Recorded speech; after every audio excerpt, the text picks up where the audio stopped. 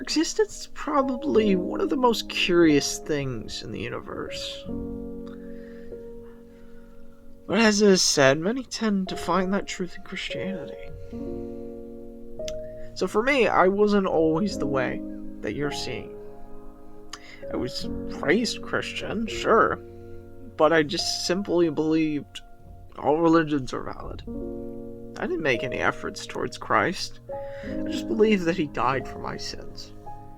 And, well, obviously that he raised from the dead, that's it. Nothing really beyond that. I mean, it's basically the same belief that, Buddha existed, that makes you a Buddhist,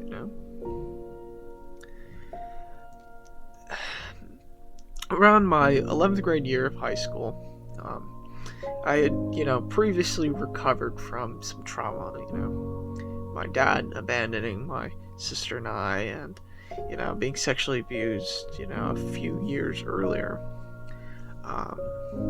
So I had a lot of anger problems and depression issues going into high school. And that started to go away, the depression, because I realized, that I wanted to better myself. And there's just so much freedom, and knowing that you have the potential to help somebody be better, because that was the time I started helping people with their problems. And I realized I can. So about the time I graduated high school, I kind of made a commitment that I wanted to find some sort of panacea, for people's problems, if that's the right word, where I could just find a cure-all, some sort of answer. Like, maybe it was idealistic thinking, but I just felt like as I continued to help people, there was not always something that was the right thing to say. And I felt a lot of times powerless to help somebody. Because I feel like there are things in life where I felt like that words just can't change. Words can't just change everything, What if you were raped? What if you were abused as a kid, Or as an adult, what if you've experienced trauma and hardship? Words don't always change that. They don't always help. You can say to somebody, oh, well, you gotta keep fighting, you can keep going. That's it.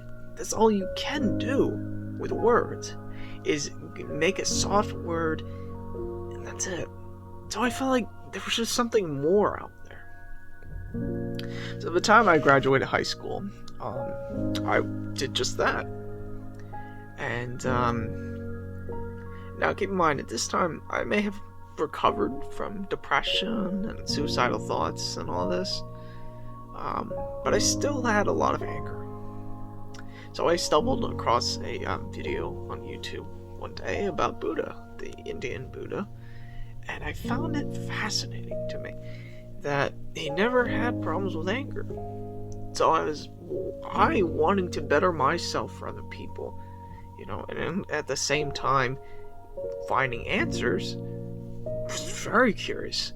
So I started looking to Buddha, and I started researching, I got into meditation. I mean, I started making a habit, 8 o'clock, I'd be up in the morning, and I'm not an early riser, I'm kind of a night owl, getting up at 10 o'clock, but I started getting up at 8 o'clock. I would set my alarm, and I'd go outside, I'd go meditate for a good solid hour, just get in touch with nature and all that, And this time, like I said, I had no ties to Christianity.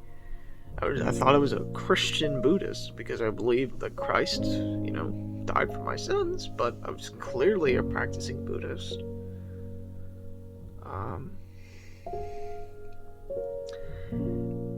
But a problem started coming up, and what I realized was that I had a lot of anxiety. My job, just in general life.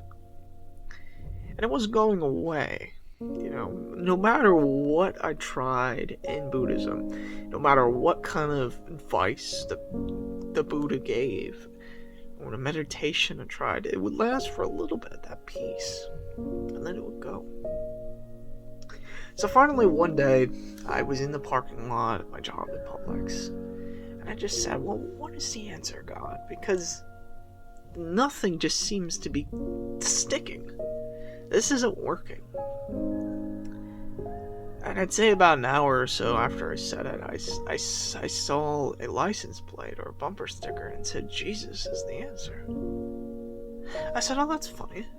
I just asked God, what is the answer? And I see Jesus is the answer. And then once again, I see Jesus is the answer. And I'm like, okay. And then a third time, it wasn't Jesus the answer this time, but it was something about, it was a religious t-shirt somebody was wearing. I said, okay. I've practiced meditation Buddhism long enough and transcendentalism to see that this is a sign from God. So that's what I did. I said, okay, well, we'll read the New Testament of the Bible because that's where Jesus is. And there was something so transforming, so powerful about what I was reading. It was like I was a kid again. I never felt that much joy, and I didn't know why. But I kept reading. I wanted to know more about Christ. Because there was just something this tugging in my soul. I couldn't explain it. It was a childlike joy.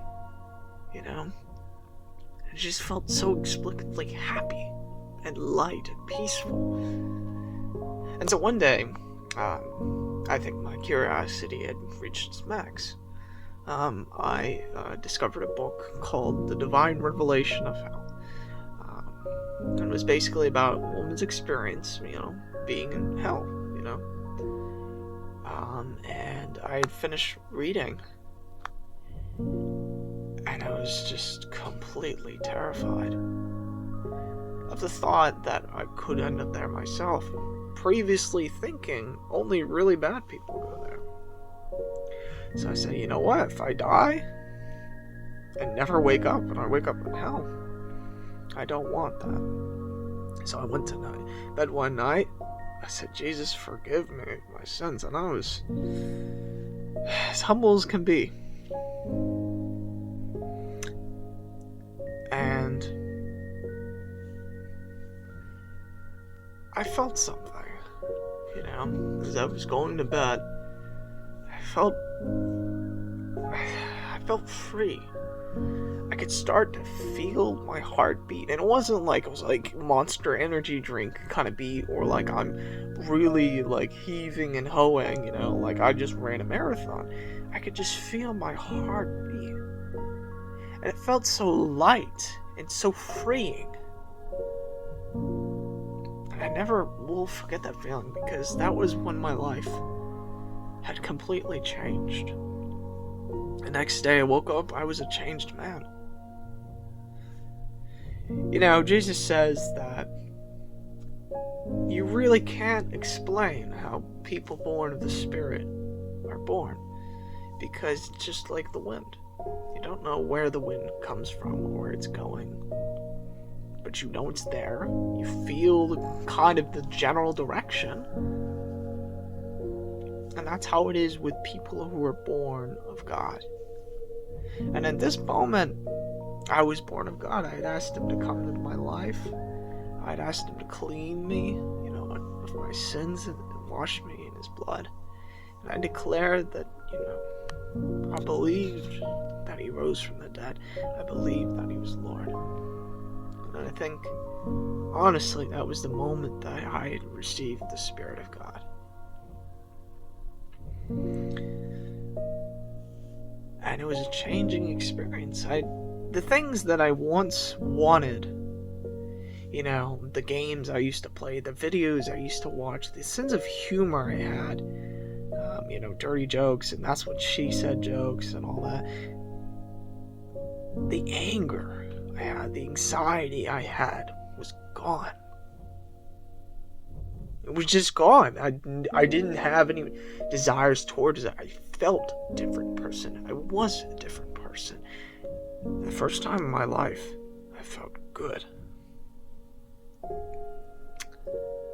I don't think anything could ever compare to that feeling. But at this point, you're probably wondering, well, why, it says in the video title, why are you still a Christian? Because as I became a Christian and began to walk out my faith, there were people who did not accept what I believed, and were very, very, very harsh about the way that they received it, because I wanted people to know. As I said, I was looking for a panacea, and I found it. Funny enough, and I wanted people to know about it, and people rejected me. And of course, that comes with the faith. Right? It was very hard. The environment I lived in, the household I lived in, was very toxic. It was very abusive. My mom received a lot of abuse.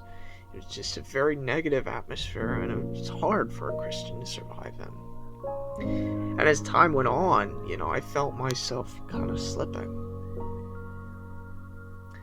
And there is that fear of falling away as a Christian. And it felt as if the light was fading. That joy I once had was going. The things that I no longer craved, I was suddenly going back to. And it was very afraid. It's terrifying as a Christian. But what always kept me coming back was the emptiness. You don't realize you're empty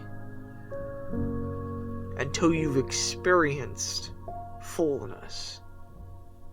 And that fullness is only in Jesus. That light, that positivity, that joy, that love that you feel. That goodness is only in Jesus. And that is always what's kept me coming back. Is I always feel empty, dark, negative, depressing. I don't feel good when I'm away from Jesus. I feel anxious. I feel angry. I feel depressed. I feel like I'm always running away. And it's not that way in Jesus. There's that freedom. There's power. That power that you experience. The light, the power. It is the power of God. It's the Spirit of God at work that changes us. And that power is what has always kept me coming back. It's because no matter how hard I've tried, I could not change. I could not change the anxiousness. Even after getting saved, I can't just change my anxiousness. I can't change what makes me angry. I can't change if I'm sad or I'm upset or not. I can't change that. But what I can change is my intimacy with Christ. And the more that you become intimate with Jesus, the more power you experience, the holiness of God at work, the Spirit working within you, you experience that change. And that's something the Spirit can only do. He can only do that. You cannot do that, no matter how hard you try. So I want to encourage anybody, first of all, if you clicked on this video and you do not have a personal relationship with Jesus, I encourage you to get that. There's a prayer in the description. Because He died for your sins, to set you free from that darkness, that negativity, the anxiety, the depression, whatever problems that you have. He died for those sins so you can be set free from them.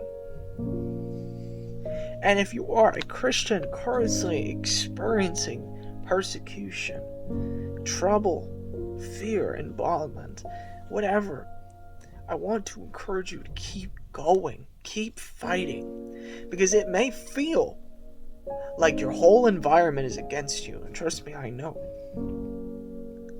But as long as you keep seeking that peace, that power that comes from knowing Christ, that intimacy with Him, and the Spirit is working within you, then those things, they mean nothing.